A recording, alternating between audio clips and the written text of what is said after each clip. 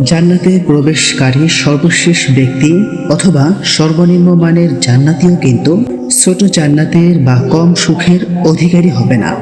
এ ব্যাপারে মহানবী হযরত মুহাম্মদ সাল্লাল্লাহু আলাইহি ওয়াসাল্লাম বলেছেন, সর্বশেষে যে ব্যক্তি জাহান্নাম থেকে বের হয়ে জান্নাতে প্রবেশ করবে তার সম্পর্কে অবশ্যই আবার জানা আছে।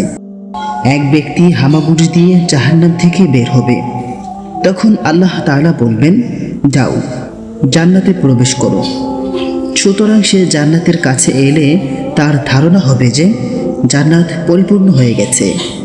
ফলে সে ফিরে এসে বলবে, হে প্রভু, জান্নাত তো পরিপূর্ণ দেখলাম। মহান আল্লাহ রাব্বুল আলামিন বলবেন, যাও জান্নাতে প্রবেশ করো। তখন সে জান্নাতের কাছে এলে তার আবারও ধারণা হবে যে জান্নাত তো ভরে গেছে। তাই সে পুনরায় ফিরে এসে বলবে, হে আমার প্রভু, জান্নাত তো ভর্তি দেখলাম। তখন মহান আল্লাহ রাব্বুল আলামিন বলবেন, যাও জান্নাতে প্রবেশ করো। তোমার জন্য থাকলো পৃথিবীর সমতুল্য এবং তার 10 গুণ, অথবা তোমার জন্য পৃথিবীর 10 গুণ সমপরিমাণ বিশাল জান্নাত রইল। তখন সে বলবে, হে প্রভু, তুমি কি আমার সাথে ঠাট্টা করছো, অথবা আমার সাথে হাসি মজাক করছো?